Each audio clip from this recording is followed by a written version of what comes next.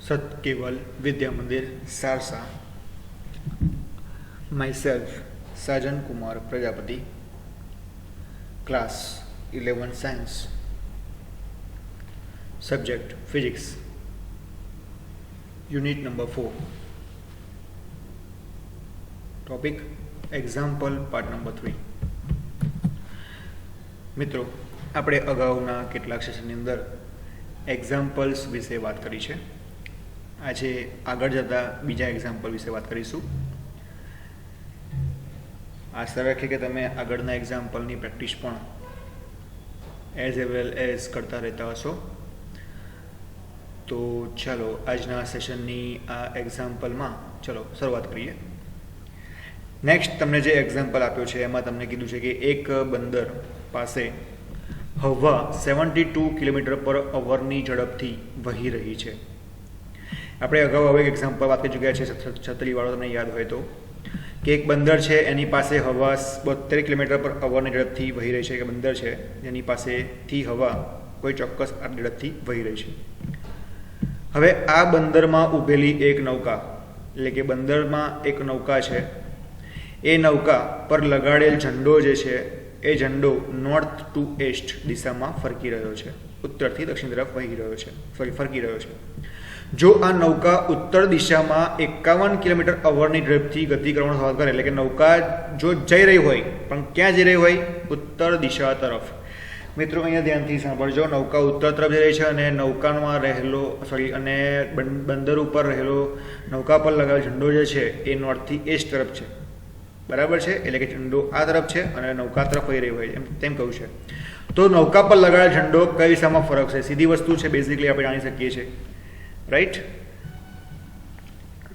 હવે આપણે આમાં ક્વેશ્ચન આપવાનો છે, આન્સર આપવાનો છે, જે આપણે આપ્યો આપણે ડાયરેક્ટ પણ આપી શકીએ, પરંતુ આપણે એને સોલ્વ કરવો પડશે પહેલાં તો ચાલો સોલ્વ કરીએ। કે આપણને પહેલાં તો જે આપ્યું છે એ આપણે લખી નાખીશું અને એને અનુરૂપ આપણે અહીંયા આ એક્ઝામ્પલને શોધવાનો પ્રયત્ન કરીશું। કે અહીંયા આપણને કહ્યું છે કે ઉત્તરથી પૂર્વમાં ફૂંકાતા પવનની ઝડપ, અહીંયા નોર્થ ટુ ઈસ્ટ। હવે આપણને અહીંયા શું કહ્યું છે કે ઉત્તરથી પૂર્વ તરફ ફૂંકાતો પવન છે, માય મિસ્ટેક, કે અહીંયા પવનની ઝડપ જે છે એ ઝડપ આપણને આપી છે 72 કિલોમીટર પર અવર। કેટલી આપી છે? 72 કિલોમીટર પર અવર આપી છે। મિત્રો યુનિટ્સ ધ્યાનમાં રાખજો। બીજું આપણે કહ્યું છે કે બોટની ઝડપ છે એ આપી છે 51, એટલે આપણે બોટની ઝડપ છે એટલે કે બોટ ફોર બી, ઝડપ ફોર વી લખીએ છીએ ઇઝ ઇક્વલ ટુ 51 કિલોમીટર પર અવર ઇનવર્સ। અહીંયા હવાની છે એટલે કે વાઇન્ડ ફોર વેગ વેલોસિટી એટલે કે બી ડબલ્યુ લખીએ છીએ, જે નોંધ લેશો। હવે આપણને પ્રશ્નમાં શું કહ્યું છે, એટલે કે આ જે બોટ જે છે એ બોટની વાત કરી છે પવનની સાપેક્ષે, પવનનો બોટની સાપેક્ષે વેગ શોધવો હોય આપણે કહ્યું છે, જ્યારે કોની સાપેક્ષે કોણ શોધવો છે? તો પવનનો શોધવો છે, એટલે પેલું શું આવે? વાઇન્ડ। કોની સાપેક્ષે શોધવો છે? તો આવે છે બોટ, એટલે કે બીજો છે ડબલ્યુ, રાઈટ? એનું શું કહેવાય? VWB। ઓકે, ચલો હવે VWB શું લખાય? તો આપણે આગળ પણ કહ્યું છે, કહું હોય તો શું કરવાનું? પહેલા સાથે પછી માઇનસ બીજા સાથે, તો VW માઇનસ VB। ચલો અહીં સુધી ખબર પડી ગઈ। હવે એક આકૃતિ પણ કરી લઈએ કે આપણને દિશાઓ બતાવી છે, નોર્થ, વેસ્ટ, ઈસ્ટ, રાઈટ? હવે મિત્રો ધ્યાન આપો, તો આપણે ઉપર આપણે આગળ પ્રશ્નમાં આપણે પહેલાં જ આપણે જવાબ બોલ્યા એમાં થોડો ફરક પડી જશે। હવે આપણે શું કહ્યું છે કે આપણને અહીંયા એવું કીધું છે કે અહીંયાથી આપણને અલગ અલગ દિશાઓ બતાવેલી છે। હવે તમે તો ધ્યાન આપો અહીંયા આગળ કે અહીંયા આપણને VB આ તરફ બતાવ્યું, VB એટલે શું? બોટની ઝડપ છે। હવે બોટ કીધી જે છે ઉત્તર તરફ, આપણે જો બોટની ઝડપ પણ બતાવી છે આ દિશામાં, ખ્યાલ આવે છે? બીજી વસ્તુ તો એની માઇનસ ક્યાં થશે? આ બાજુ થશે।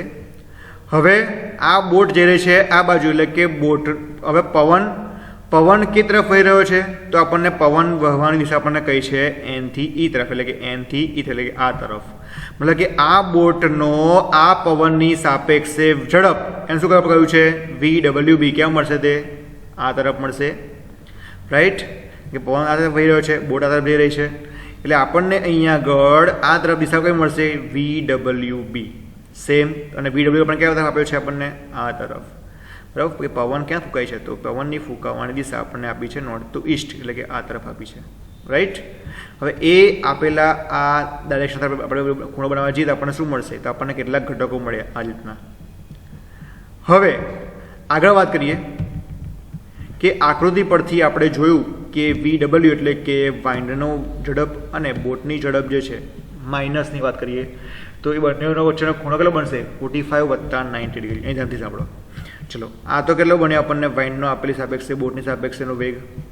વાઇન્ડનો પવનની ઝડપ એ આપેલા VWB ની સાપેક્ષે મળશે 45 ડિગ્રી, રાઈટ. તો આ કેટલો બનશે 90 ડિગ્રી. તો આપણને મળતું આ એંગલ કેટલો મળશે કુલ 135 ડિગ્રી, રાઈટ. અને આપણે અહીંયા બોટની સાપેક્ષે ઝડપ અને આપેલી પવનની ઝડપ વચ્ચેનો જે ખૂણો છે એને આપણે બતાવ્યો છે અહીંયા આગળ બીટા તરીકે. શું બતાવ્યો છે? બીટા તરીકે બતાવ્યો છે. તો tan બીટા લખ્યું છે અહીંયા આગળ. ચલો કેમ tan બીટા આવશે? ચલો ધ્યાનથી સાંભળો અહીંયા આગળ. હવે અહીં જો tan બીટા બરાબર શું આવે? સામે એટલે કે આપણને વેલ્યુ કાની ખબર છે કારણ કે આપણી પાસે VB છે અને ભાગ્યા પાસેની બાજુ એટલે આપણને વેલ્યુ ખબર છે કઈ? તો આ તરફ, રાઈટ, જેને આપણે VWB કહીએ છીએ. ચલો હવે લખીએ કે tan બીટા બરાબર VB sin 135 upon VW plus VB cos 135. હવે તમારે અહીંયા આગળ આ tan બીટા બરાબર VB sin 135 એટલે જોઈ નથી આગળ કે VB sin 35 કેમ આપ્યું છે આગળ કે શું આવશે? સામેની બાજુ. હવે અહીંયા સામેની બાજુ કઈ થશે આપણી પાસે? તો VB કઈ થશે? VB થઈ ને.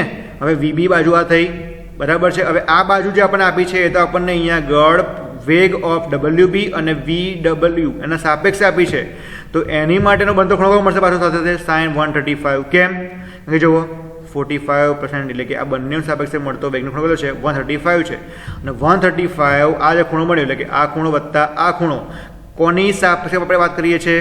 કોના બરાબર લખ્યું છે? સામેની બાજુ બરાબર.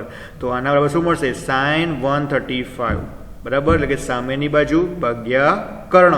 એટલે કે આની શું આવશે? સામેની બાજુ ભાગ્યા કર્ણ. જે આપણે ટોટલ ખૂણો કેટલો મળશે આવ્યો? તો 135 જોવા મળે. એટલે આપણે ઇન્ટુ શું લખીએ છીએ? sin 135 લખીએ છીએ. છેદમાં પાસેની બાજુ જો ધ્યાન આપો.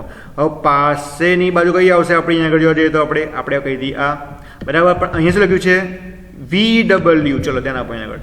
VW એટલે કે આપણે આપેલા આ બીટાની સાપેક્ષે વાત કરીએ તો આપણને મળતો આની સાપેક્ષે મળતો ખૂણો, કારણ કે આ તો એક આખો એંગલ છે કોનો છે? VWB જે આનાથી અને આનાથી બને છે એટલે આપણે આ લેવો પડે. તો VW ઇઝ ઇક્વલ ટુ પાસેની બાજુ હવે વત્તા VB cos 135. ચલો વત્તા VB cos 135 એટલે કે આ તો છે જ અને આ પાછો આપેલી આ ઉત્તર દિશા તરફ જે ઓઢે છે એની સાપેક્ષે ખૂણો બનાવશે cos 135. કેમ? કારણ કે આના બરાબર પાસેની બાજુ કઈ આવશે? VB cos 135. કેમ કે ટોટલ ખૂણો આ કેટલો મળશે પાછો? 135 સેમ. એટલે વત્તા શું આવશે? VB cos 135. Got it? ચલો અહીં ધ્યાન આપો આગળ. હવે sin 135 is equal to sin 180 minus 40. આપણે મેથેમેટિક્સના ફોર્મ પ્રમાણે આને આપણે ઇન્ટરચેન્જ કરીએ છીએ. તો sin 135 ડિગ્રી બરાબર sin ઓફ 180 માઇનસ 45 કરો તમને 135 મળી જાય. તો sin 40 હવે sin આવું કરી લે ને આપણે છેલ્લે આ લેવાનું 45. તો sin 45 કેટલી આવે? 1/√2. એ જ રીતે cos 135 લાવવા છે તો cos ઓફ 180 માઇનસ 45. હવે cos 180 માઇનસ થીટા હોય જ્યારે તો cos કયો આવે? માઇનસમાં આવે, બરાબર. એ તમારી ડિટેલ્સમાં તમને હું પછી માહિતી આપીશ. તો cos ઓફ 180 માઇનસ થીટા અથવા cos પાઈ માઇનસ થીટા તો શું હશે? Minus cos theta. થીટા કયો છે? 45. શું હશે? cos 45. તો cos 45 ઓફ માઇનસ શું આવશે? માઇનસ 1/√2. આ બંને કિંમત અંદર મૂકી દઈએ તો આપણને આવે તો મળે tan beta is equal two VB આપણને આપે છે 51 ઇન્ટુ 1/√2. આ કિંમત આપણે મળી ગઈ છે 72 આપણને આ આપેલા છે વત્તા VB અગેઇન માઇનસ 1/√2. આ કેટલા મળ્યા? cos 135 કેટલા મળ્યા? માઇનસ 1/√2 અને VB કેટલા છે? અગેઇન 51. અને સોલ્યુશન આપણે આપીએ તો આપણને આન્સરમાં શું મળશે? 51 ડિવાઇડ બાય 50.82. બરાબર છે મિત્રો. અહીં ધ્યાન આપજો, આપણે અહીંયા sin 135 એટલા માટે લીધા કારણ કે VB જે છે તો આ VBની જ્યારે આપણે વાત કરીએ આપેલા આ એંગલ સાથે તો આપણને આખો ખૂણો મળે છે જે કેટલો મળે છે? 45 વત્તા 90 એટલે 135 મળે છે. અને sin θ લીધા કારણ કે આપણે સામેની બાજુ લઈએ છીએ એટલા માટે, રાઈટ. અને જ્યારે આપણે છેદમાં અહીંયા વાત કરીએ છીએ VWની સાપેક્ષે તો જુઓ VW સાથે તો આપણે અહીંયા આગળ મળતો આ ચોક્કસ ખૂણો આ મળશે VB. તો આની સાપેક્ષ સાથે આપણને પાસે કઈ મળશે? VB મળશે. અને મળતો કુલ એંગલ કેટલો મળશે? 135 કારણ કે આપણે લખ્યું છે આગળ જો VWB એટલે કે Bનો અને Wનો મળતો કુલ ખૂણો કેટલો મળશે? 135 જોવા મળે છે આખો ખૂણો, બરાબર. એટલે પાસેની બાજુ આવતી હોવાને કારણે આપણે અહીંયા વત્તા કરી શું લખીએ છીએ? અહીંયા આગળ cos 135 લખીએ છીએ. ઓકે, એમાં એટલો એંગલ એડ થાય છે અને સોલ્યુશન આપતા આપણને આટલો આન્સર જોવા મળે છે. ઓકે, ચલો નેક્સ્ટ એક્ઝામ્પલ તરફ જઈશું કે એક લાંબા હોલની છત. આ બહુ ઇઝી એક્ઝામ્પલ છે. એક લાંબા હોલની, પહેલો એક્ઝામ્પલ ભારે હતો, છે ઇઝી પણ સમજવો થોડો ભારે છે, પણ આ તો એકદમ ઇઝી છે. આપણે સૂત્ર જાણીએ છીએ, સૂત્ર મૂકી દેવાનું છે અને બધી કિંમત અંદર મૂકી દેતા આપણને આન્સર મળી જશે. કે એક લાંબા હોલની છત, એક હોલ છે અને એ હોલની છત આપણને 25 મીટર ઊંચી આપેલી છે. એટલે કે એક છત છે એની આપણને ઊંચાઈ આપી છે. 40 મીટર પર સેકન્ડ ઝડપથી ફેંકવામાં આવેલો દડો છે, એટલે કે દડો છે અને આપણે ફેંકીએ છીએ, એની ઝડપ કેટલી છે તો 40 મીટર પર સેકન્ડ છે. આ દડો છતને અથડાયા વગર પસાર થઈ શકે તે રીતે કેટલું મહત્તમ ક્ષમતાથી અંતર કાપશે. એટલે કે આપણે દડો ફેંકીશું અને એ દડો છતને અથડાયા વગર પસાર થઈ શકે તે રીતે કેટલું સમક્ષિતિજ અંતર કાપશે એ આપણે શોધવાનું છે. એટલે કે અથડાય નહીં અને અંતર કાપે એવું આપણે મહત્તમ સમક્ષિતિજ અંતર કાપવાનું છે. રાઈટ, તો આપણને પહેલાં તો આપણને શું આપ્યું છે આપણે લખી નાખીશું. તો આપણને આપી છે હાઇટ એટલે કે h આપી છે, તો h બરાબર લખીશું 25 મીટર. ત્યારબાદ આપણને આપ્યું છે ઝડપ, લખીશું ઝડપ u બરાબર 40 મીટર પર સેકન્ડ. ઓકે, હવે આ બધું આપણે જ્યારે દડો ફેંકીશું દડો, તો દડો ઉપર જશે પાછો નીચે આવશે ક્ષમતા દિશામાં. તો એ દડો કોની સાપેક્ષે નીચે આવશે તો પ્રવેગની સાપેક્ષે. આપણે શું કહીએ છીએ ગુરુત્વ પ્રવેગ g કહીએ છીએ. તો g બરાબર શું આવશે 9.8 મીટર પર સેકન્ડ સ્ક્વેર. હવે જો મારી પાસે h છે, મારી પાસે u છે અને મારે કેટલું મહત્તમ ક્ષમતાથી અંતર કાપશે એ મારે શોધવું છે. તો પહેલાં તો હું શું કરીશ અહીંયા આગળ, તો મારી પાસે સૂત્ર છે હાઇટનું, h બરાબર શું છે સમક્ષિતિજ અંતર, h બરાબર u square sine theta sine square theta by 2g. તો સાઇન સ્ક્વેર થીટાનું સૂત્ર કરતાં બનાવું ઇઝ ઇક્વલ ટુ શું મળે 2g છેદમાં u square into h. 2m ના m, g is equal two 9.8, h 25 ના 25, u આપણને આપેલા છે 40, તો આપણને સાઇન થીટા મળી જાય. હવે સાઇન થીટા પરથી મારે થીટા લાવવાનું છે, થીટા બરાબર શું મળશે એટલે કે આ કેટલા એંગલે ફેંકીશ અને એંગલે ફેંકતા કેટલું એ અંતર ચોક્કસ અંતર કાપશે. બરાબર, આપણે આગળ થઈ જાય સમક્ષિતિજ દિશામાં અંતર કાપાય આપણે શું કહીએ છીએ અવધિ કહીએ છીએ. એટલે મારે અવધિ શોધવાની છે. રાઈટ, હવે અવધિ શોધવી હોય તો અવધિ માટે મારે થીટા જરૂરી છે, કારણ કે સૂત્રમાં જો થીટા આવે છે. એટલે પહેલાં શું કહીશ આના પછી થીટા ફાઇન કરું છું. તો થીટા બરાબર sine inverse of this value, તો ઓલવેઝ કોઠામાં લઈને બેસી જાઓ. તો થીટા કેટલા મળશે 33 ડિગ્રી 36 કડા. કે થીટા બરાબર આટલા મૂલ્યનું મને એંગલનું મૂલ્ય કેટલું મળે છે 33 ડિગ્રી અને 36 કડા જોવા મળે છે. Right, okay, got it. ચલો, હવે આપણે પ્રશ્ન એવો છે કે મારે અહીંયા મહત્તમ ક્ષમતાથી અંતર કાપવાશે. મતલબ કે આપણે જ્યારે પ્રક્ષેપ ગતિ ભણ્યા આપણે કહ્યું હતું કે દડો પ્રારંભ અવસ્થાથી ફેંકાય ચોક્કસ સાઈડ સુધી પહોંચે છે અને પછી છે પોતતો ઉડ્ડયન કરે છે. એટલે ઉડતો ક્યાં આવે, એટલે કે હવામાં અંતર કાપતો નીચે સ્પર્શશે અને એ જે ટોટલ અંતર કપાશે આપણે શું કહ્યું હતું અવધિ કહ્યું હતું. અને અંતર કેવું કહેવાય મહત્તમ કહેવાય. તો અહીંયા પણ જો અહીંયા પણ આપણને સેમ એવું જ છે, ફરક એટલો છે કે આપણે છત આપી છે, નામ બદલાઈ ગયું છે, પરંતુ છત એનું એ જ કે મહત્તમ અંતર કેટલું તેને શું કહેવાય અવધિ કહેવાય. અને વી નો ધેટ કે અવધિની વેલ્યુ આપણે છે યુ સ્ક્વેર સાઇન 2 થીટા. મતલબ આપણી પાસે થીટા તો છે, તો 2 થીટા કેટલો મળે 2 ગુણ્યા થીટા કરી દેવાનું. ઓકે, કેટલું મળશે 67 ડિગ્રી 112 કડા. તો આપણે સમીકરણ મૂકી દો અને વેલ્યુઝ ફાઇન કરી દઈએ. તો શોધી કાઢીશું કે માટે આર અવધિ આર બરાબર U square sine 2 theta by G પરથી. તો આર બરાબર યુ આપણને પાસે છે સાઇન એમના એમ અને 2 થીટા આપણને મળે કેટલા છે 67 ડિગ્રી 112 કડા. જી 9.8 એમના એમ સોલ્વ આઉટ કરીએ અને કે સાઇન કોષ્ટક લઈ લો અવલોકન ટેબલ અને સાઇન આટલી વેલ્યુ માટે કેટલું મળે છે આપણને મૂલ્ય તો 0.9219 જોવા મળે છે બાય 9.8. ફાઇન કરીએ તો આપણને મહત્તમ અવધિ એટલે કે અંતર કેટલું કપાયું હશે આપણે દડા વડે છતના અડ્યા સિવાય પાછળ નીચે આવ્યો અને મહત્તમ અંતર કપાયું સમક્ષિતિજ દિશામાં કેટલું કપાયું તો આપણને કંઈક આટલું અંતર કપાયું જોવા મળે છે 150.51 મીટર. ઓકે, ઇઝી છે આપણે. ઓકે, ચલો આગળ જઈએ. ક્રિકેટનો કોઈ એક ખેલાડી, આગળના જેવો છે સેમ એક્ઝામ્પલ, ક્રિકેટનો કોઈ એક ખેલાડી છે દડાને 100 મીટર જેટલા મહત્તમ ક્ષમસિદ્ધિજ અંતર સુધી ફેંકે છે. કે ક્રિકેટનો કોઈ ખેલાડી છે એ દડાને શું કરે છે 100 મીટર જેટલા મહત્તમ અંતર સુધી ફેંકે છે. એટલે આપણને અવધિ આપી છે આગળ આર આપી છે, કેટલી આપી છે અવધિ આર 100 મીટર. જો નામ બધી ખબર પડી જાય. આ ખેલાડી આ જ દડાને જમીનથી ઉપર તરફ કેટલી મીટર સુધી ફેંકી શકે છે. બીજો કોઈ એ જ ખેલાડી અને એ ખેલાડી એ જ દડાને જમીનથી ઉપર તરફ કેટલે સુધી ફેંકશે એમાં શોધવાનું છે. એટલે મહત્તમ ઊંચાઈ શોધવાની છે. આપણે જ્યારે પ્રક્ષેપ થિયરી ભણીએ આપણે એમાં મહત્તમ ઊંચાઈ શું સિમ્બોલ આપ્યો હતો કેપિટલ એચ. યસ, એટલે અહીંયા ઊંધું છે, અહીંયા આપણને આર આપેલો છે અને એચ શોધવાનો છે. ચલો તો શોધી કાઢીએ કે આપણે જાણીએ છીએ કે અવધિ આર બરાબર U square sine 2 theta by G બરાબર છે. પરંતુ હવે આર ઇઝ ઇક્વલ ટુ શું થશે આર મેક્સિમમ થવા માટે આપણે વાત કરી હતી કે મહત્તમ અંતર થવું હોય તો થીટા કેટલો થવો જોઈએ, છેલ્લે મેં યાદ કરો થઈ યાદ ના હોય તો પાછા થિયરીમાં જાઓ અને જો મેં છેલ્લે લાસ્ટમાં કહ્યું છે કે જો મહત્તમ અવધિ થવી હોય તો એંગલ કેટલો થવો જોઈએ, 45 થવો જોઈએ. તો r બરાબર r maximum is equal to u square sine 45 into 2 by g. તો u square sine 45 into 90 degree by g. તો આપણા આન્સર શું મળશે, 100 is equal to u square by g because sine 90 is equal to 1, right. તો u square by જીની આપણને કેટલી મળી, 100 જોવા મળી. ચલો ગોટ ઇટ. તમે એને સોલ્વ કરી શકો છો જીની વેલ્યુ મૂકીને. હવે મિત્રો આપણે આગળ જઈશું કે આપણે પ્રવેગી ગતિના અચળ પ્રવેગી ગતિના સમીકરણ પરથી હવે જાણીએ છીએ કારણ કે મારે h લાવવું છે, બરાબર. તમે hનું આ સૂત્ર પર મૂકી શકો છો યુ સ્ક્વેર બાય 2g અથવા hનું પર્ટિક્યુલર સૂત્ર મૂકી પણ તમે ફાઇન કરી શકો છો. તો આપણે આ રીતે ફાઇન કરી શકીએ કે આપણે સૂત્ર જાણીએ છીએ કે v square minus u square is equal two 2as પરથી. હવે તમારે આ રીતે ફાઇન ના કરો તો તમે આપેલા નું સૂત્ર મૂકીને પણ ડાયરેક્ટ ફાઇન કરી શકો છો, બરાબર. આપણે બીજી રીતે ફાઇન કરીએ છીએ, આપણે ડાયરેક્ટ નું સૂત્ર મૂકીને પણ શોધી શકીએ છીએ. યાદ છે ને નું સૂત્ર શું છે? ઓકે ચલો હવે આગળ જઈએ કે આપણે યાદ છે કે શું સૂત્ર છે, આપણે સૂત્ર ભણી ગયા છે, બરાબર છે. એ સૂત્ર મૂકી અને સોલ્વ પણ કરી શકો છો અથવા તો આપણે આ રીતે પણ ફાઇન કરી શકીએ છીએ. તમે બીજું સૂત્ર પણ યાદ કરી શકો, h બરાબર યુ સ્ક્વેર બાય 2g. તો v square minus u square બરાબર 2ad પ્રગતિના સમીકરણ મુજબ. ચલો પ્રારંભિક વેગ તો કેવો હશે, ઓબ્વિયસલી 0 હશે.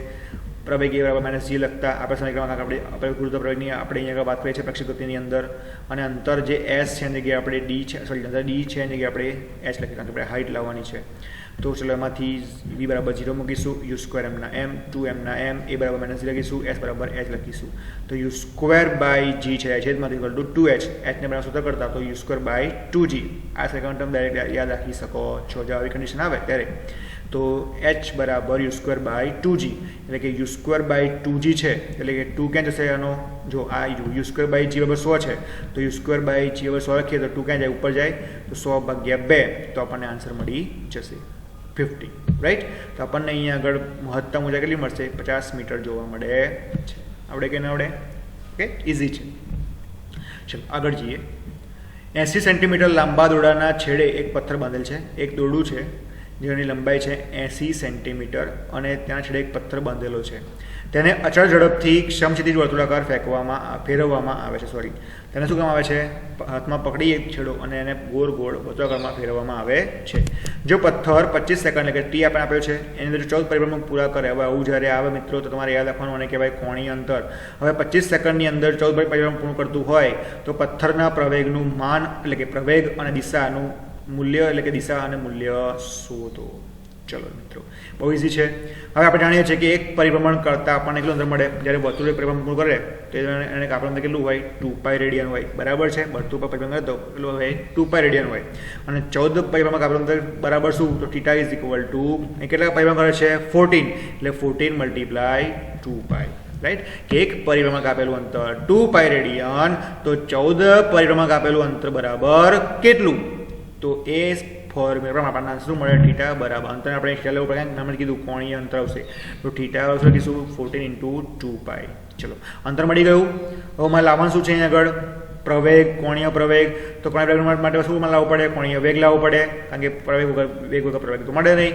તો પેલા વેગ શોધીશું તો કોણીય વેગ બરાબર કોણીય વેગને આપણે v નહીં કહેવાનું, શું કહેવાનું છે, ઓમેગા. હવે જાણે છે v બરાબર શું, અંતર ભાગ્યા સમય એટલે કે અહીંયા વેગ આવશે w, અહીંયા અંતર આવશે θ, અહીં સમય આવશે t. મિત્રો યાદ રાખો સાદા રેખીય વેગનું સમીકરણ હોત તો આપણે v બરાબર અંતર d ભાગ્યા સમય t લખત, પણ અહીંયા કોણીય વેગ છે એટલે આપણે ઓમેગા બરાબર θ પાસે લખીએ છીએ t લખીએ છીએ.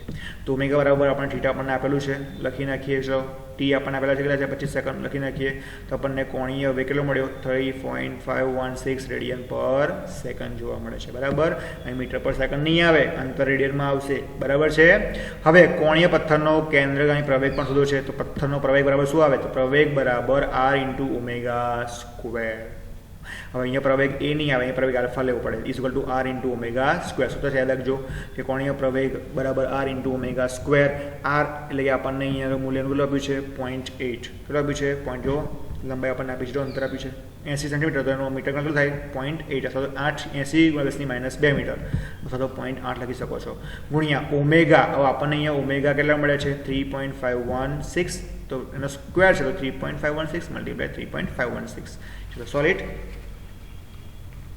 ઓકે તો આપણને આ રીતે અહીંયા મળતો કેન્દ્રગામી પ્રવેગ કેટલો મળ્યો 9.894. હવે જો અહીં પ્રથમના પ્રવેગનું માન તો મળી ગયું. હવે એની દિશા કઈ હશે? ઓબ્વિયસલી આપણે એને હાથથી ફેરવીએ છીએ ત્યારે આપણે કેન્દ્રગામી પ્રવેગની જ્યારે વાત કરીએ તો હંમેશા દિશા ક્યાં હોય? એના કેન્દ્ર તરફ હોય. પણ આપણે શું લખીશું કે વર્તુળ માર્ગની ત્રિજ્યા પર કેન્દ્ર તરફ જોવા મળે છે. ચલો યાદ હશે, ઇઝી છે બરાબર.